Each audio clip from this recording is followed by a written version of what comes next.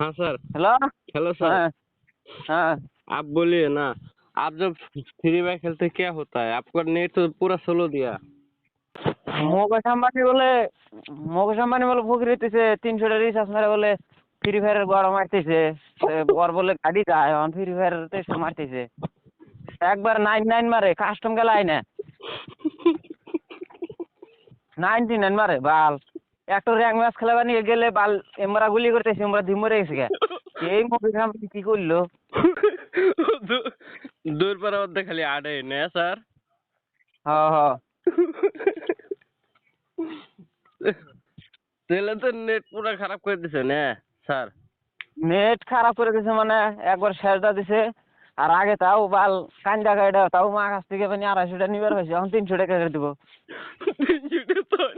300 টাকা হাজিরা করি আমি কেমন করে রিচার্জ করবো?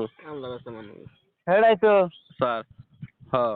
মাছ মারা যাই 5 জন 6 জন করে মাছ মারা যাই এরা বাজারে বেশি হয়ে 170 টাকা মানে 300 টাকা তো না ভাগ করে রাখলে 35 টাকা করে।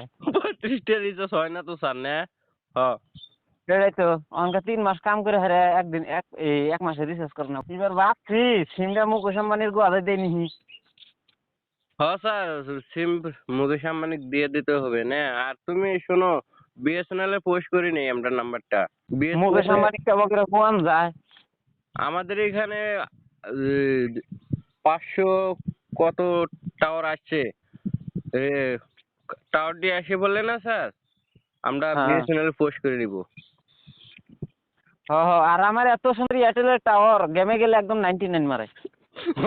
99 মারি দেয়। ফ্রি ফায়ার খেলাম যায় না। ফ্রি ফায়ার কাস্টম খেলাবার নিলে একলাই হারি। দূর পাড়া বলতে গেলে হাড়ে হাড়ি থাকে স্যার রাহি। হ্যাঁ, আর খারাপ সারাপ পায়েন না। হ্যাঁ হ্যাঁ হ্যাঁ।